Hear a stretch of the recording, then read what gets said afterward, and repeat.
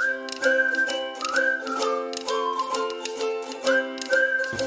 Ibu, pelaksanaan pembelajaran yang baik sudah tentu berawal dari perencanaan pembelajaran yang baik pula. Di sekolah penyelenggara pendidikan inklusif, perencanaan pembelajaran yang dibuat harus dapat mengakomodasi kebutuhan peserta didik yang beragam, terutama peserta didik berkebutuhan khusus. Kurikulum yang digunakan pada sekolah penyelenggara pendidikan inklusif pada dasarnya menggunakan kurikulum yang berlaku di sekolah umum atau kejuruan. Namun, perlu fleksibilitas kurikulum atau kurikulumnya disesuaikan dengan kebutuhan peserta didik berkebutuhan khusus, karena hambatan dan kemampuan yang dimilikinya beragam. Dengan kata lain, harus ada adaptasi kurikulum atau modifikasi kurikulum. Nah, apa saja sih yang harus diadaptasi atau dimodifikasi dalam kurikulum? Berikut merupakan komponen utama yang harus diadaptasi atau dimodifikasi dalam kurikulum.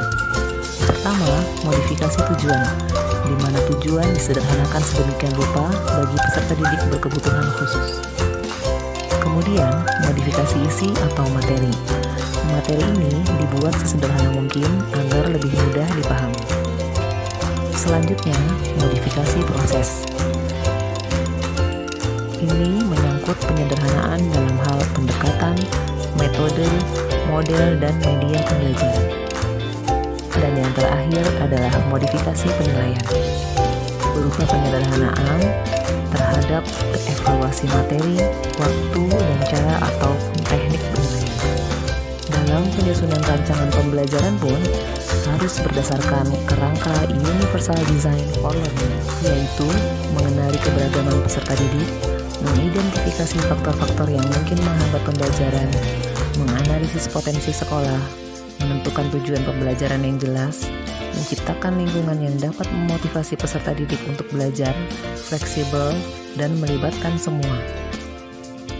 Memanfaatkan semua potensi sekolah guna menyediakan berbagai representasi sumber belajar yang variatif sehingga dapat mengakomodasi keberagaman dari peserta didik, memberikan kesempatan yang beragam bagi peserta didik dalam proses penilaian dengan cara mengekspresikan setiap hal yang didapat atau dipahami dalam pembelajaran, serta membantu peserta didik untuk menjadi pembelajar yang mahir.